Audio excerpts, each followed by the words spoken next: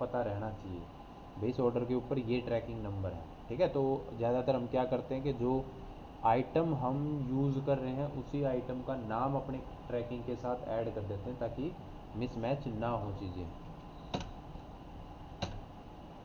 ठीक है, तो अभी हमने ये ऑर्डर लगाया है और इस ऑर्डर के अंदर हमें मालूम है कि भी हमारे कुछ फ्राइट चार्जेस होंगे। अब ये freight charges as a amount हम यहाँ डाल रहे हैं, मान लो 2000 रुपये। ठीक है, मान लो 50 आइटम अगर हम ऑर्डर में दे रहे हैं तो इसके ऊपर हमारा 2000 रुपये फ्राइट चार्जेस लगेगा। और ये फ्राइट चार्जेस हम चाहते हैं कि हमारे आइटम की कॉस्ट के अंदर ही ऐड हो जाए। ठीक है, तो इसको अपना सेव कर दो। ये हमने दे दिया ऑर्डर। अब मान लो 1 मई को आपका ऑर्डर आपके सप्लायर ने आपको भेज दिया। ठीक है, तो हम क्या करेंगे, F10 में जाएंगे। अब यहाँ से लेंगे रिसिप्ट नोट। ठीक है, आप जो गुड्स रिसीव कर रहे हो उसकी रिसिप्ट दिखाने के लिए रिकॉर्ड करनी है आपको कि भी आपके पास स्टॉक आ गया। ये कब रिसीव करनी है आपको, 1 मई को, क्योंकि आपने 1 मई को ड्यू ऑन बताई थी। तो 1/5 को ही आपने आपकी पार्टी ने आपको स्टॉक भेज दिया। सप्लायर, अब जैसे ही आप अपनी पार्टी को सिलेक्ट करोगे तो उस पार्टी को जितने भी आपने ऑर्डर दिए होंगे, ठीक है, उन सब की डिटेल आपको मिलेगी। अब यहाँ पर आपका जो ऑर्डर डिटेल था वो आपको नहीं मिला।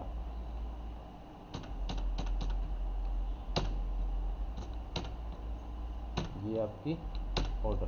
ठीक है, जैसे ही आप ऑर्डर सेलेक्ट करोगे यहाँ से तो ऑटोमेटिकली आपका सारा डाटा आ जाएगा।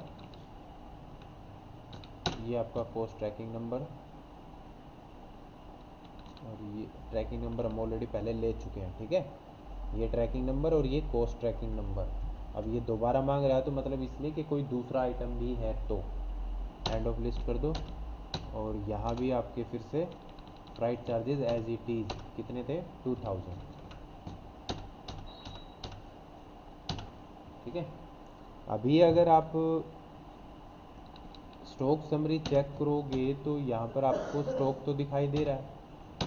ठीक है, लेकिन ये क्या है, अभी पेंडिंग है। मतलब आपने गुड्स अभी परचेज तो दिखाई ही नहीं है। पहला आपने ऑर्डर डाल दिया, दूसरा आपने रिसिप्ट नोट डाल दिया, तो अभी तक परचेज नहीं दिखाई है, इसलिए वो बिल पेंडिंग है आपका।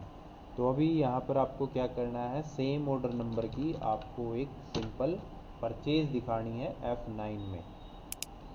F9 में आए, सप्लायर इनवॉइस नंबर, डेट, आपका सप्लायर,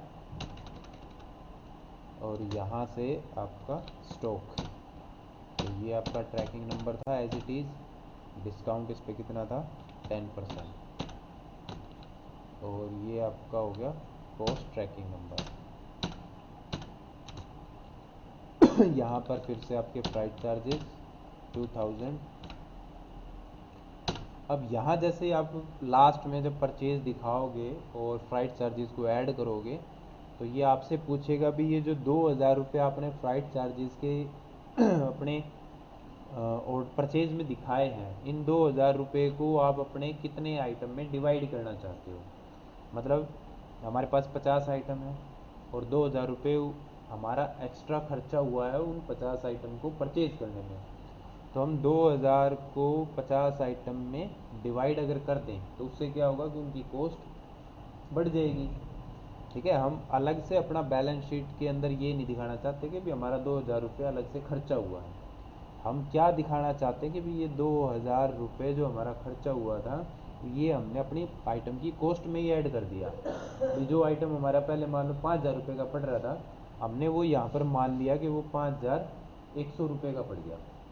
ठीक है, वो खर्चा उनकी कॉस्ट में ही ऐड कर दिया। तो ये वही पूछ रहा है आपसे, कितने आइटम है, 50। तो ये 2000 को क्या करेगा, इन 50 आइटम में डिवाइड कर दिया, 40 रुपीज़ पर आइटम आपकी आइटम की कॉस्ट बढ़ जाएगी। ठीक है,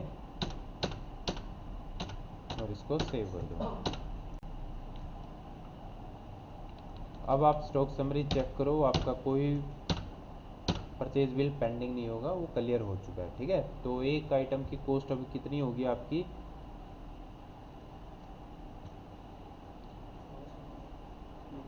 नहीं 50 20,000, ये 20,25,000 को आप अपना 50 से डिवाइड करवा दो तो एक आइटम की कॉस्ट आ जाएगी।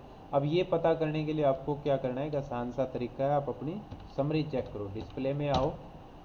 यहाँ पर आपको मिलेगा स्टेटमेंट ऑफ इन्वेंट्री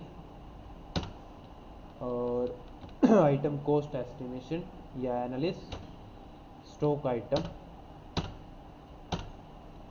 यहाँ पर आपको मिल जाएगी। 50 आइटम आपने परचेज किए हैं तो 40,540 पर आइटम आपकी कॉस्ट पड़ी है, ठीक है। और ये तो आपकी परचेज के साथ टोटल कॉस्ट होगी, वहाँ दिखा रहा था टोटल का, ठीक है, टोटल वैल्यू दिखा रहा था, इनवॉइस वैल्यू दिखा रहा था, और यहाँ इंडिविजुअल आइटम के साथ आपकी डिटेल दिखा रहा है। अभी इतना आपका एक्सपेंस हुआ है, ठीक है, ये आपका closing balance as it is, भाई 50 खरीदे थे, 50 ही आपके पड़े हैं। अब आपको प्रॉफिट कैलकुलेट करना है, तो प्रॉफिट तभी होगा जब हम कुछ सेल करेंगे इसमें से। तो अभी हम एक सिंपल सेल डालेंगे, वाउच।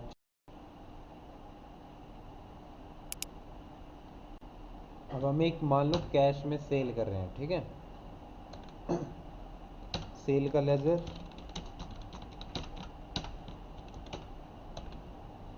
और वही सेम आइटम हमने क्या किया, सेल किया है। अब एक्चुअल में मान लो हम 10 आइटम या एक आइटम सेल कर रहे हैं, ठीक है, और एक आइटम हमने सेल कर दिया जो हमें पड़ रहा था 40,640 का। अब हमने क्या किया, यहाँ पर इसको 40,000 की जगह सीधा 42,000 में सेल कर दिया, ठीक है, डायरेक्ट, कोई डिस्काउंट नहीं। और ये कॉस्ट ट्रैकिंग उसकी, यहाँ पर कॉस्ट ट्रैकिंग लगाना ज़रूरी है सेल करते वक्त भी, ताकि वो कंपेयर कर सके पहले जो परचेज़ किया था उस कॉस्ट में और इस कॉस्ट में। अब आप अपना प्रॉफिट चेक करने के लिए display, statement of inventory, item cost analysis और स्टॉक आइटम की कॉस्ट। 50 आइटम, पर आइटम हमें पड़ा था 40,540 में, अब हमने एक आइटम सेल किया है 42,000 में, तो हमें एक आइटम के ऊपर कितना प्रॉफिट हुआ है, 1460 रुपये, ठीक है। अगर हम आगे इसी कॉस्ट में सेल करते हैं अपने परचेज किए गए स्टॉक को, तो हमें पर पीस 1460 रुपये प्रॉफिट होगा, ठीक है। तो ये पूरा काम है आपका जॉब ऑर्डर प्रोसेसिंग के अंडर विद कॉस्ट ट्रैकिंग, ठीक है।